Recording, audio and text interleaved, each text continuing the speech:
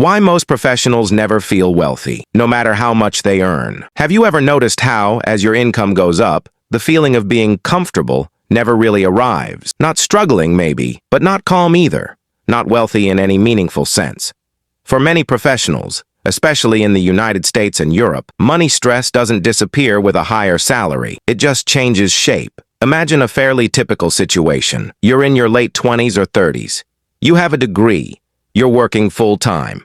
You're doing what you were told would work. Let's say you earn around $70,000 a year in the US, or about 60,000 euros in parts of Europe. On paper, that sounds solid, but after taxes, that income quietly shrinks. In the US, maybe you're left with around $4,200 a month. In Europe, depending on the country, maybe closer to 3,200 or 3,500 euros. Now real life starts. Rent or a mortgage takes a big first bite. 1,500, maybe 2,000. Transportation comes next.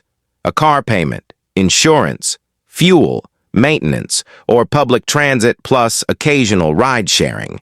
Then there are student loans, credit cards, subscriptions you barely remember signing up for, the occasional treat-yourself weekend that somehow costs more than expected. By the time the month ends, there's often not much left. And what's left doesn't feel like wealth. It feels fragile. This is where most people assume the problem is income. If I just earned a bit more, I'd finally feel secure. But that's rarely the real issue. The deeper problem is how modern financial life is structured and how we psychologically adapt to it.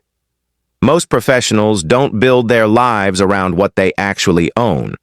They build them around what they can afford per month. That shift sounds small, but it changes everything. A car that costs $40,000 doesn't feel like $40,000. It feels like $620 a month. A phone isn't $1,200. It's $45 a month. Furniture, vacations, even groceries. Everything gets mentally converted into monthly payments. And once life is organized this way, income increases don't create freedom. They create capacity for larger commitments. A raise arrives, and within a year it's been absorbed. A slightly better apartment, a slightly newer car, more convenience, more comfort, not more control. Psychologically, this happens because humans are very good at normalizing their surroundings. What once felt like luxury becomes baseline, and baseline expenses feel non-negotiable. The result is a quiet trap. You look successful, but your financial system is tight, rigid, and fragile. Miss a few paychecks, and stress appears quickly. Not because you're irresponsible, but because everything is already allocated.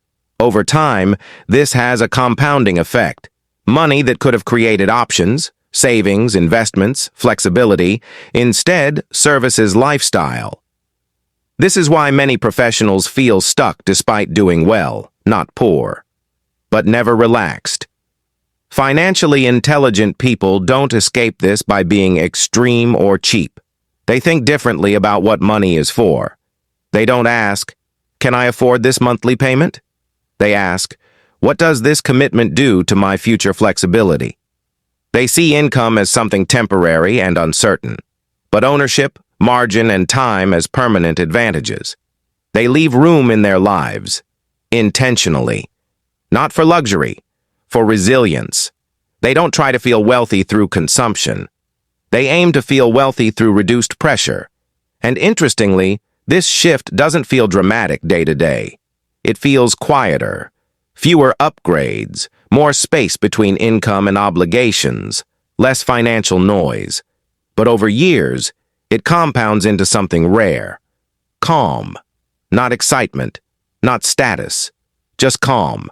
And that's often what people are actually chasing when they say they want more money. If this way of thinking resonates with you, consider subscribing or liking the video, not for motivation, just for clearer thinking around money and modern life.